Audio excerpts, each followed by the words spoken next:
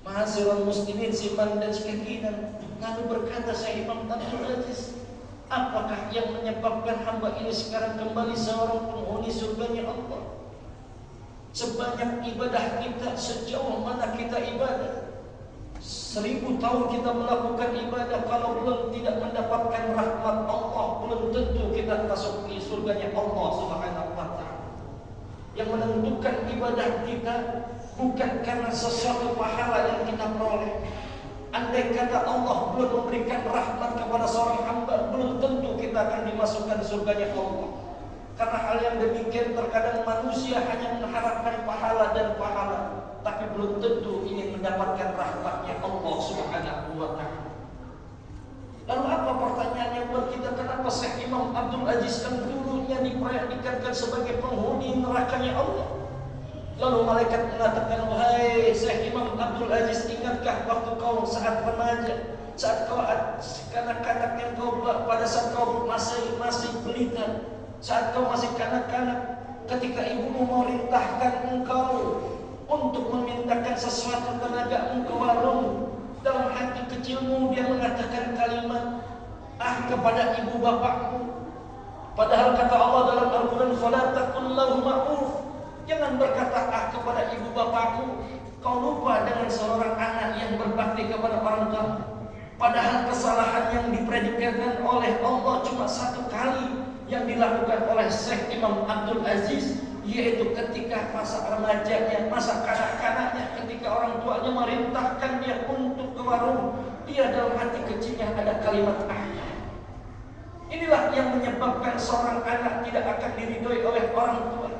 Karena kata Rasulullah SAW, ridha fi ridha walidain wa suhtullah fi suhtil walidain. Ridhonya Allah tergantung ridhonya orang tua, murkanya Allah tergantung murkanya orang tua.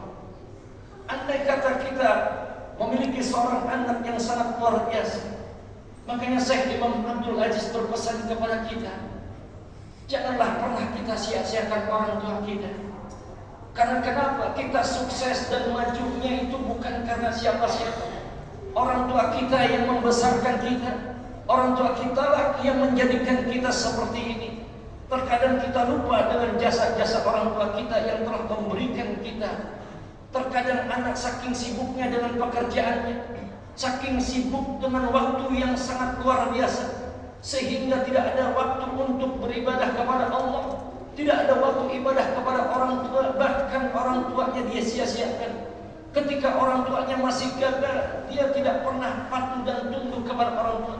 Ketika orang tuanya sudah jauh tua, bukan disayang, bukan diberikan sesuatu predikat, dimanjakan seperti hal yang biasanya, malah dititipkan di panti jompo. Sungguh ironis kalau andai kata seorang anak seperti itu, padahal yang membesarkan ibu kita, yang membesarkan dan suksesnya kita adalah ibu kita.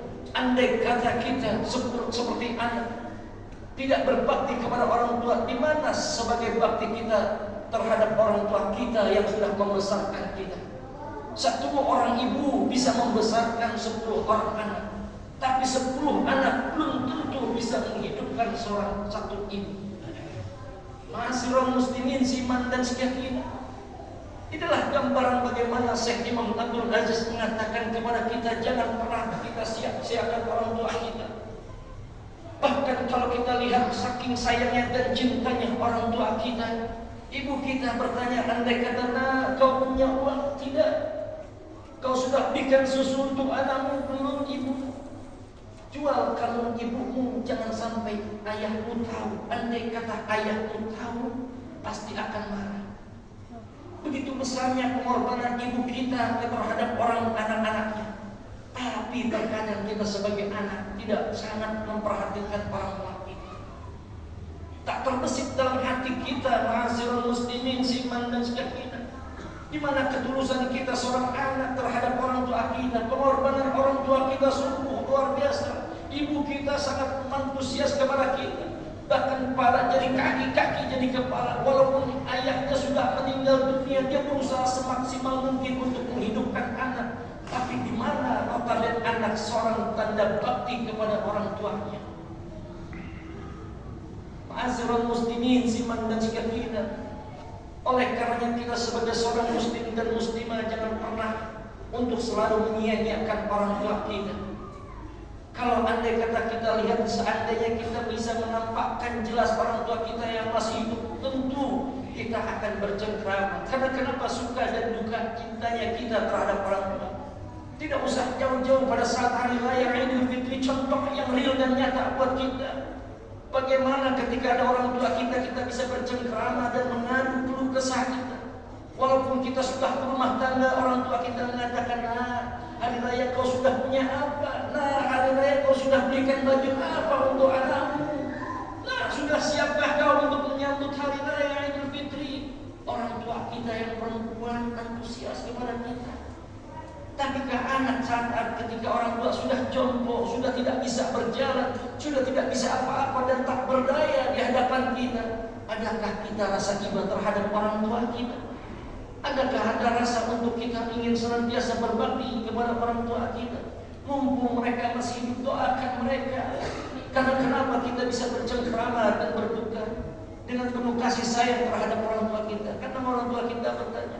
Maka kalau kita masih memiliki orang tua, kata Syekh Imam Abdul Aziz, doakan mereka agar umurnya panjang taat beribadah kepada Allah dengan kalimat Allahumma tawil umurana bi ta'atillah wa rasulillah. Doakan orang tua kita yang masih hidup. Sebab kenapa? Insya Allah dengan doa kita, orang tua kita diberikan kesehatan oleh Allah Subhanahu wa ta'ala. Lalu bagaimana kalau andai kata orang tua kita yang sudah meninggal dunia? Jangan pernah kita sia-siakan. Doakan buat mereka setiap waktu, setiap sholat. Rabbi fir lana wa liwalidina warhamhuma kama rabbayani shaghira. Doakan orang tua kita. Doakan biar mereka Allah berikan ridha min riyadil jannah buat mereka. Dengan tujuan agar senantiasa orang tua kita mendapatkan syafaat uzma baginda Nabi besar Muhammad sallallahu alaihi wasallam. Ma'azirul muslimin siman dan sebagainya. Oleh karenanya sebagai seorang anak, tanda bakti kita kepada orang tua kita, kalau yang masih hidup orang tua kita, jangan pernah kau sia-siakan. Jangan pernah kau abaikan. Peluk erat dan cium tangannya, kalau perlu cium kakinya untuk tanda jasa kepada orang tua kita yang sudah membesarkan kita. Lalu kalau yang tidak ada, jangan pernah putus-putus kita mendoakan orang tua kita. Niscaya Allah berikan ampunan kepada orang tua kita.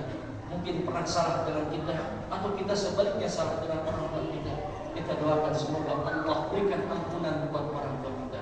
Mudah-mudahan kita termasuk orang-orang atau anak-anak yang berbakti kepada orang tua kita, dan termasuk anak-anak yang soleh dan soleh. Amin ya rabbal alamin. Barakallahu lakum fil Qur'anil karim wa nafa'ani lakum bima fihi minal ayati wa dzikril hakim. Wa taqabbal minni wa minkum tilawatahu innahu as-sami'ul 'alim. Wastaghfirullah li wa lakum wa li sa'iril muslimina wal muslimat wal mu'minina wal mu'minat. Fastaghfiruhu innahu huwal ghafurur rahim.